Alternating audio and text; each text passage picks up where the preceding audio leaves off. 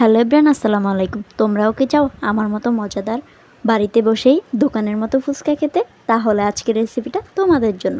তো চলো, প্রথমে এখানে আমি কিছুটা পরিমাণে আলু আর দুটো ডিম সিদ্ধ করে নিয়েছি। তারপরে আমি এখানে পেঁয়াজ, কাঁচামরিচ, ধনেপাতা কুচি নিয়ে নিয়েছি। তারপরে আমি সিদ্ধ আলুগুলো সুন্দর করে চিলে আর ডিমটাকেও চিলে নিয়ে নিয়েছি। এখন আমি এগুলাকে ভালোভাবে মথে নেব। দেখো, আমি কিন্তু ভালোভাবে মথে নিচ্ছি, তোমরাও ভালোভাবে আলুটাকে মিহি করে নেবে।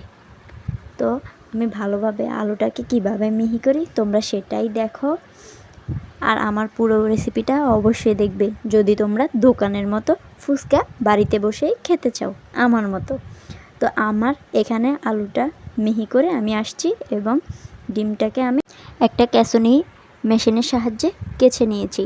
আমি কিন্তু ডিমটার সাথে আলুটা ভালোভাবে মিক্স করে নিয়েছি। আমি দুটো ডিম সিদ্ধ করেছি, এখানে আমি একটা ডিম দিয়ে দিয়েছি। একটা ডিম দিয়ে এটাকে আমি মেখে নিচ্ছি।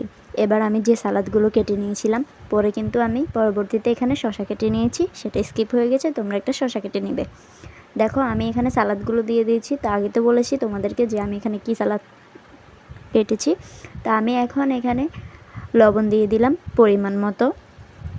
লবণ দেওয়ার পর এখানে আমি অ্যাড করব কিছুটা পরিমাণে জিরার গুঁড়ো এবং কিছুটা পরিমাণে মরিচের গুঁড়ো। তোমরা চাইলে মরিচের গুঁড়োটা অ্যাড নাও করতে পারো, যেহেতু আমি দোকানের মতো স্বাদ চাই তা আমি অ্যাড করে নিয়েছি।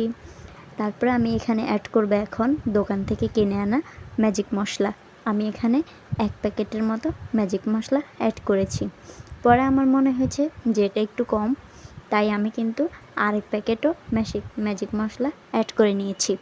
এখন আমি এটাকে ভালোভাবে কিন্তু মিহি করে নিব মশলাগুলোর সাথে, তাহলে কিন্তু আমার ভর্তাটা কমপ্লিট হয়ে যাবে ফুচকার। তো এখন দেখো, আমি ভালোভাবে এটাকে মেখে নিচ্ছি হাতের সাহায্যে। তোমরাও হাতের সাহায্যে ভালো করে এটাকে মিক্স করে নেবে, যেন মশলাগুলো ভালোভাবে আলুর সাথে মিক্স হয়ে যায়। তাহলেই কিন্তু তোমাদের ফুচকাটা খেতে অনেক বেশি মজা হবে আর দোকানের মতো পারফেক্ট হতে হবে। তা আমার কিন্তু এখানে দেখো আলুর ভর্তাটা হয়ে গেছে, যেটা আমি ফুচকার সাথে দিব সেটা আমার এখানে হয়ে গেছে অলরেডি। এখন আমি কিন্তু এখানে দুটো শুকনো মরিচ দিয়ে দিয়েছি। আমি কিন্তু এটা দিতে একদমই ভুলে গিয়েছিলাম, তারপর আবার মনে পড়লো, তারপর আবার দিয়ে দিয়েছি। আমি সবই ভুলে যাই। তারপরে দেখো, আমি এই দুটোকে সুন্দরভাবে মিহি করে নিয়েছি। যেহেতু আমি এখানে কাঁচা মরিচ, মরিচের গুঁড়ো সব কিছুই অ্যাড করেছি, আমি একটু ঝাল ঝাল বানাতে চাচ্ছি, সেজন্য আমি 3 রকমের কাঁচা মরিচ, শুকনো মরিচ, মরিচের গুঁড়ো সবই দিয়েছি। দেখো, আমি কিন্তু এখানে একটা বাটিতে কিছুটা পরিমাণে তেঁতুল ভিজিয়ে রেখেছিলাম কিছুক্ষণের জন্য। তারপরে এটাকে আমি হাতের সাহায্যে কষলে নেব এবং তেঁতুলের যে বিচিগুলো এগুলো ফেলে আমি একটা ছাঁকনির সাহায্যে এখানে পানিটাকে সেঁকে নেব, যেন নিচে কোনো বালুর মতো না থাকে। তারপর আমি এখানে অ্যাড করে দিয়েছি লবণ, জিরার গুঁড়ো আর কিছুটা পরিমাণে ম্যাজিক মশলা।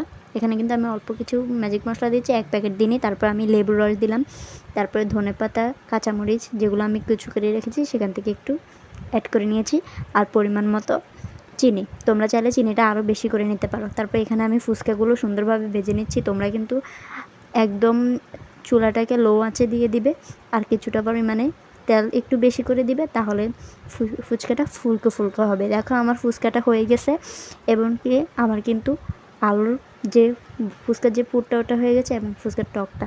তো দেখো আমার ফুচকার ফাইনাল লুক। অবশ্যই তোমরা বাসায় ট্রাই করবে, আর আমার চ্যানেল নতুন হয়ে থাকলে অবশ্যই সাবস্ক্রাইব করে দিবে নতুন নতুন রেসিপি পেতে। তা আল্লাহ হাফেজ।